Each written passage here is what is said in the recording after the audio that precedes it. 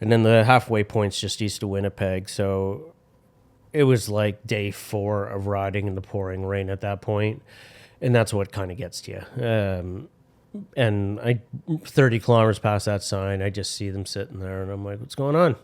They're like, we're done. And I'm like, look, I'll ride with you to wherever you're going. Like, just quit tomorrow. Just like, let's get through the moment. And let's figure it out later. And just like there was nothing convincing them otherwise. And I'm like, all right, take care. It's been a pleasure, kind of thing. But then I sat back and thought about it. I'm like, why am I able to kind of just? Why doesn't that bother me so much? And then I thought about it. I'm like, well, I've spent countless days and nights in opioid withdrawal. And being cold and wet for 12 hours, it's uncomfortable, but it's not a fraction of the discomfort of being in opioid withdrawal, like not even close. So describe that for me. Hot flashes, cold sweats, diarrhea, your emotional regulation is completely out of whack. You're crying, you're just in like tossing, turning. You cannot sleep to save your life. It's like the flu times 10 with a hyper focus on obsessively thinking about getting the thing that's going to get you out of the withdrawal, to put it simply. But having done that countless days and nights, a little rain is peanuts in the grand scheme of things to me. So when I'm on day 4, I'm like, I don't want to be in the rain, but at the same time, it's not some catastrophic thing that's going to stop me from my goal.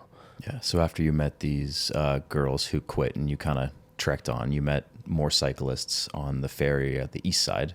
Yeah. So there's these, gentlemen who were 60, 65, 70, who are raising money to build wells in Africa. And these guys are on just the last leg of this trip, and it was nothing to them. And then, but I spent for like an hour chatting with them, and then it taught me a very valuable lesson that like you're really only as old as you feel. These guys are out there crushing it, living their best life. There are no limitations because of their age, and the limitations that we put on ourselves mentally are really what forms our reality. My goal in life is to reach my potential, and what that is up to me. And I'm just going to keep trying to keep going and going and going. Don't know where it will take me, but it's gotten me to places that I never in a million years thought I would get to. So, wow. Did you have anybody that was like in a pacer car ahead of you or next to you?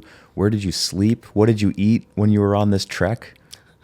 So my first ride, we pulled this 1978 Jayco pop-up tent trailer. Like in my film, it becomes its own character because the thing just keeps breaking down.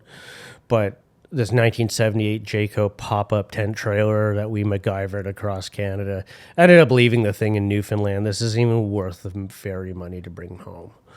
Anyway, and then my 2 camera guys were with me on that, and 3 of us living in that close quarters with one of abhorrently terrible snorer. That is a whole other added element that I almost sent them home because it was so bad. But my second one, I bought in like an old RV. I'm like, I just need this thing for like 15,000 kilometers and I'll sell it. So, but the second ride, because I wasn't filming, I was with 2 of my buddies and they were playing music across Canada as I was doing my ride. So when I was riding throughout the day, they would set up their gigs for wherever we're going to end up.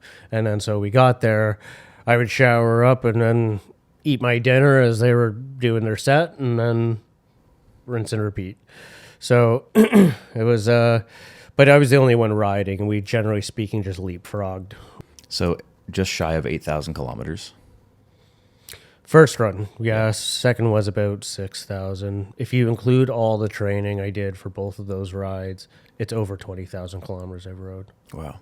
So like, what was your average kilometer distance per day? And how long did that take? So 2 months, 8 months? First ride was May 15th to August 27th, so about closer to 4.